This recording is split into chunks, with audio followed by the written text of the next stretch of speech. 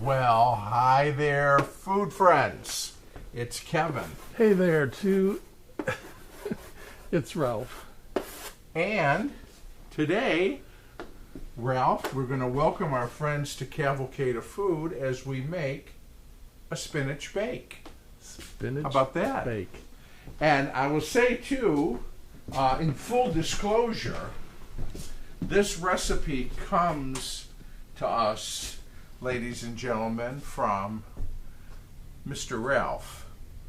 This was a recipe that I discovered. you discovered. But I didn't invent it. But Okay, Kevin it's not then. your recipe, it's but kind you of- just found it. Yeah, but it's funny because I found it in one of your old recipe books. And I took a picture of it In the cookbook library? in the cookbook library here at Cavalcade of Food.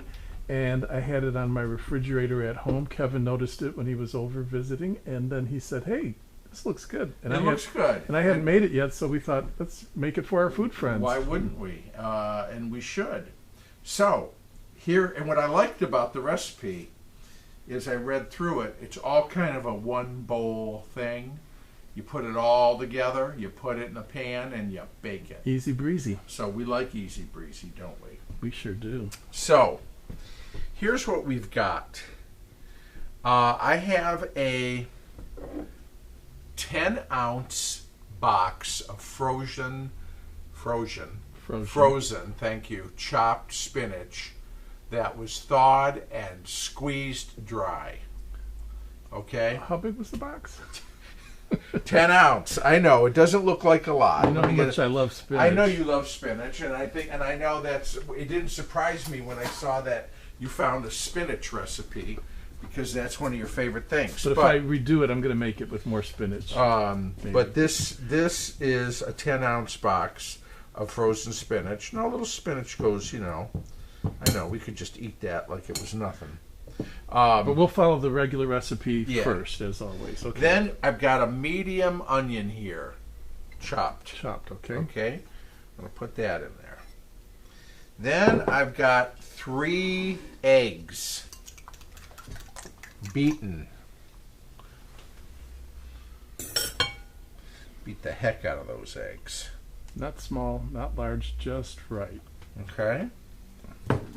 So I'm going to just kind of, I want to loosen that spinach up. You know, when you squeeze spinach dry, it really gets compressed. Yes. From the pressure, and so it looks like there's not much. And I mean, honestly, there's not a ton. But those, if we could talk, those 10-ounce boxes of frozen spinach, which were the standard size for years, are becoming very difficult to find. A lot of stores don't carry them anymore. A lot of stores are selling frozen chopped spinach in a 12-ounce bag. But I happen to have a couple of these boxes in the freezer. Okay, then I've got a half a cup of Parmesan. Okay, so you could also use a grated Parmesan. That is grated. Well, like I mean, more like those, granular. Like the kind you put on, like those green Yes, box like the kind you ones, put yeah. on pasta. Then this is a bag of instant stuffing mix. That you make on the top of the stove. Oh, yeah, Right. yeah. And you want, this is the cornbread version, and it's got a lot of seasoning in there. So that's Now this calls for 4 ounces, but this is 6 ounces. So, I mean, I guess I might as well put it all in there.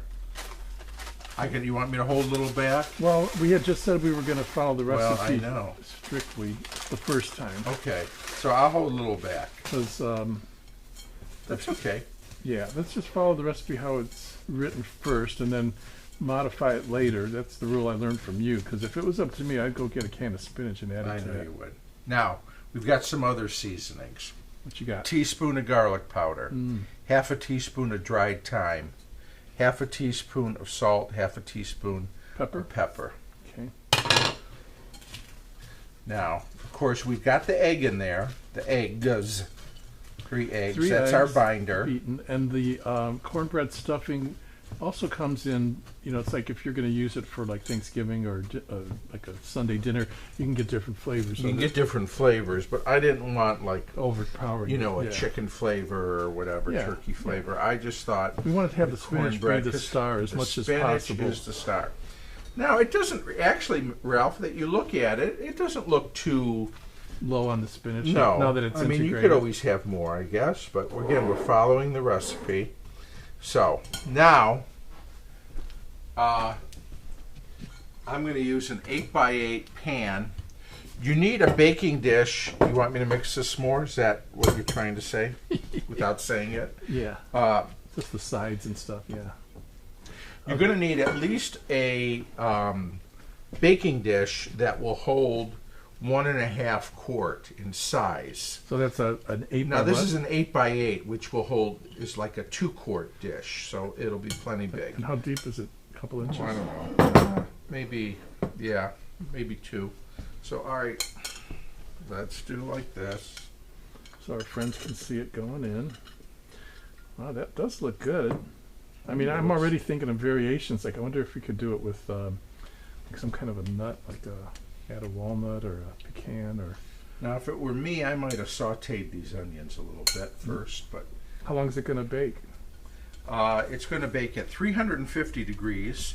We've got the oven preheated for half an hour. Well, maybe that'll soften those. Yeah, it should. But I just like the flavor you get. Yeah, when you put the butter and the onions. Saute an onion. Okay. Yeah. We're gonna. By the way, this baking dish was sprayed with nonstick spray. Okay, so we won't have any issues there. And we like to get it all, don't we? Yes, we do. All right. So we're gonna put it in for. Oh my gosh. What'd you forget? I forgot one ingredient. This happens all the time, folks. It's on the stove. What is it? It's melted butter. So you're going to start all over? I'm not going to start all over. This is a fix. I meant back in the in the pan. Back in the bowl. Back in the bowl. So, How what much- do you do when this happens? I wish I could tell you. We really cook on this show, and you can see we don't rehearse. But all right, this is 1 stick of melted butter. Finish your thought. What I want to say is, I'm sure this has happened to our food friends, Ralph, because it happens to all of us. Yeah, where you kinda, forget an ingredient. But you just roll with it. You roll with it. Sometimes it's too late. And then You what do can't you do? go back. You just live with it. You live with it. And if it comes out horrible, you toss it. Or you see if there's some way to add it in after the fact. Okay? But you can't always do that, believe me. So 1 stick of melted butter. But I was lucky. I hadn't put this in the oven yet. Turned around and saw that stick of melted butter on the stove. Okay. So we're right back where we started. Now we're going to put it in. But it's a good lesson to learn. Look how easy it slides Yeah, in. now it really slides in. And it's going to taste. I mean, how could you not add a stick of butter to something and not have it taste even better, right? That's right. And maybe if some of our friends watching have done something like this before, a spinach bake, and have different variations, let us know, because like I said, I'm always thinking of different ways to modify it. And for some reason, I'm picturing walnuts or pecans or some kind of a. Really? Yeah. I don't know. It just seems like it would give it a good crunch and go well with what's already in there. But let's follow the recipe as is first. That's what we've done. And I think that there wouldn't be enough spinach, but it's starting to look like there'll be plenty. Okay, now 350 degrees for 30 minutes. Yep. In the 54 Westinghouse. General Oh, Electric. sorry. Okay, leave the stoves to me. Okay? All right, we'll be back. So, Ralph, it's been just a little over 30 minutes. And that smells good. Ooh, does it ever? Oh, yeah. Here we go. It's a bubbling. Anything with butter, spinach, onions, and breading is going to be good. It looks nice. So, it's that time of year when we want to have the stove and oven on anyway, so that has like a fall theme in the coloration. I mean, doesn't it? I mean, it's like gold and green and yeah. So it's hot. We're going to let it cool for a few minutes, and then of course we'll take a nice taste test. And yeah, this will be good with dinner tonight, won't it? It sure will. Yeah. So anyway, spinach bake is done and out of the oven. You know, give it 5 or 10 minutes to cool down. Now comes the waiting. Yes. And then we'll dig in. Dig in. Okay. We'll give it a few minutes to sort of simmer down. Ralph, I'm going to kind of cut a square of it. I don't know how it's going to come out. Yeah, let's see how it holds together. Pretty good, huh? It reminds me of something I made for Cavalcade early on called a mock spinach pie. I remember that. Oh, that was good. Boy, I'm getting more ideas now. I'm thinking, what if we added like shrimp or seafood? Oh, or here he something? goes, folks. Okay. Well, I think you could vary this up in a lot of different ways. Again, we think our food friends, have great ideas too. So maybe you've done something like this or altered it or modified it. So let us know. So now let's go in for the taste. We're going to go in for the taste. I want to make sure I get all the components here.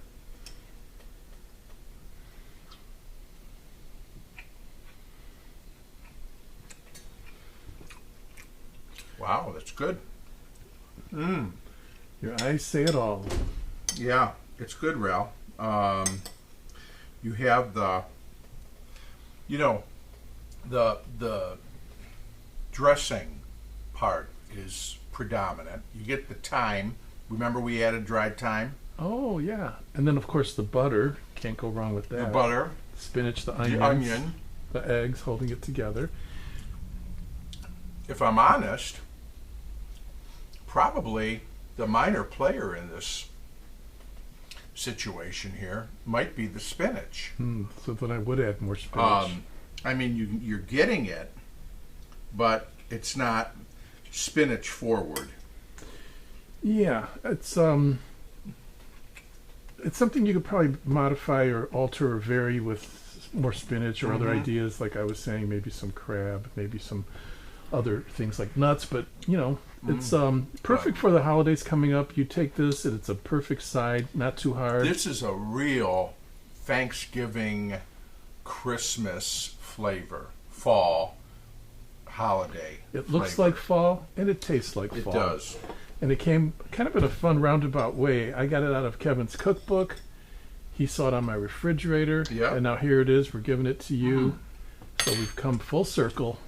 This would be great with, of course, chicken, turkey, pork chops. Does it have cheese in it? Yeah, remember? It has that Parmesan. Oh, yeah. What do you think? I'm loving it. Got that crunch from the... Yeah, the top has got a nice little, crisp layer. I'm getting the spinach, but... Are you? Yeah, I think it's got lots of wonderful flavors. It does. But I could see this would be nice with a lot of different things. Lamb. Yeah, different types of additions. Or even a dollop of sour cream, or there's fun ways you could modify it. But anyway, we're glad that you were all able to be with us for this one. We are. Thank you for joining us. The recipe is down below under the video in the description if you'd like to make this at home. Real easy to do. Here's our website, cavalcadeoffood.com. Lots of stuff on there and links to old episodes and vintage appliance stuff and things like that. And if you're so inclined, if you like what goes on here and you want to know about new stuff we're doing, hit subscribe and hit the notification bell so that you'll get a notification from YouTube when we list something new. But on top of all of that, We're just glad you spent some time with us. And we'll look forward to seeing you back here in the Cavalcade kitchen real soon. Next time, right here on Cavalcade of Food. Yay. Bye, Bye everybody. Bye-bye. See you next time.